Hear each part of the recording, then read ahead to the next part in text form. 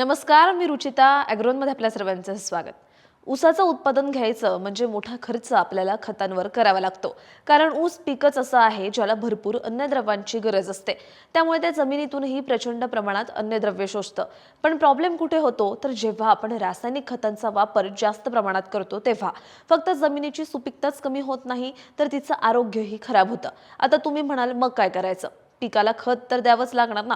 बरोबर आहे, पण आपण खत बदलून पाहिलं तर रासायनिक खतांच्या ऐवजी जर आपण जैविक खतांचा वापर केला तर पिकाला पोषण तर मिळतच, सोबत रासायनिक खतांची गरज कमी होते आणि जमिनीची सुपीकता वाढण्यातही मदत होते. पण कोणते आहेत हे जैविक जीवाणू खतं आणि ते पिकाला केव्हा, किती आणि कसे द्यायचे हेच आपण आजच्या व्हिडिओमधून जाणून घेणार आहोत.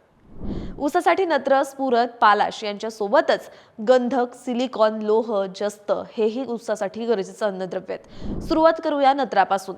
ॲसिटोबॅक्टर, ॲझोस्पिरिलियम, हर्बास्पिरिलियम, ॲझोरकस, बुरखोल्डेरिया नत्र स्थिर करणारे हेही काही जैविक खत आहेत. हे काय करतात तर हे जीवाणू ऊसाच्या मुळांमध्ये, खोडांमध्ये आणि पानांमध्ये राहून हवेतील नत्र थेट पिकाला उपलब्ध करून देतात आणि यामुळे नत्राची गरज मोठ्या प्रमाणात भागवली जाते.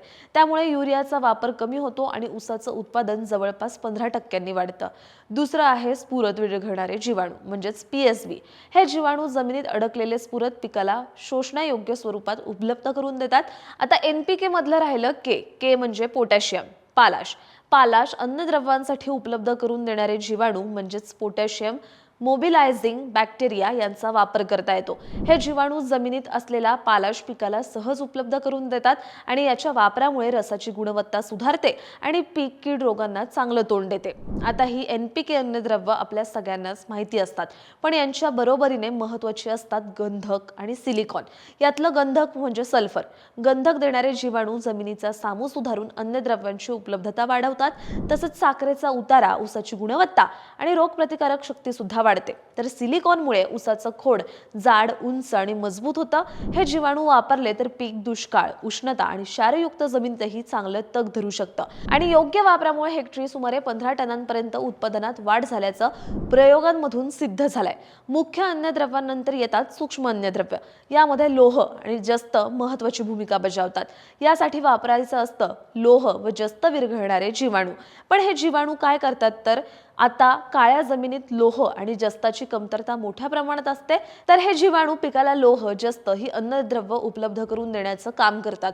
यामुळे ऊसाची प्रकाश संश्लेषणाची प्रक्रिया सुधारते आणि रासायनिक लोह, जस्त खतांची गरजही जवळपास 50% कमी होते. आता तुम्ही म्हणाल, कितीही अन्नद्रव्य, एवढे वेगवेगळे जैविक जीवाणू खत देत बसायचं का? पण यावरही उपाय आहे. सर्व अन्नद्रव्य देणारे एकत्रित जीवाणू खत.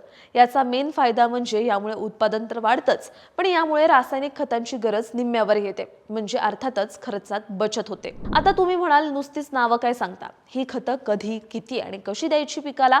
काळजी करू नका, तेही सांगते. नत्र स्थिर करणारे जीवाणू लागवडीनंतर सुमारे 60 दिवसांनी हेक्टरी 3 लिटर जीवाणू खत 500 लिटर पाण्यात मिसळून सकाळी फवारायचं. PSB म्हणजे स्फुरद विरघळणारे जीवाणू लागवडीवेळी आणि 5 ते 6 आठवड्यांनी हेक्टरी 2.5 लिटर PSB शेणखत, कंपोस्ट खत किंवा गांडूळ खतामध्ये मिसळून द्यायचं. आता तुम्ही म्हणाल, आता आमच्याकडे सेंद्रिय खत नाही, मग आम्ही काय करायचं? काळजी करू नका. सेंद्रिय खत उपलब्ध नसेल तर तुम्ही PSB ला 500 लिटर पाण्यात मिसळून आळवणी करू शकता. तर पालाश उपलब्ध करून देणाऱ्या जीवाणू एका हेक्टरसाठी 2.5 लिटर 500 लिटर पाण्यात मिसळून आळवणी करायची.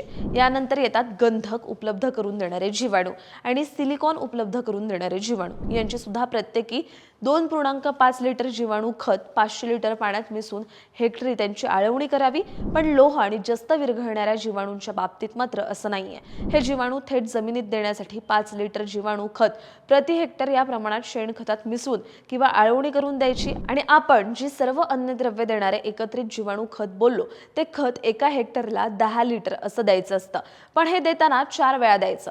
4 वेळा म्हणजे कधी कधी तर ऊसाच्या लागवडीनंतर जवळपास 30, 45, 60 आणि 90 दिवसांनी अशा 4 वेळेला हे खत 2.5 लिटर 500 लिटर पाण्यात मिसळून द्यायचं.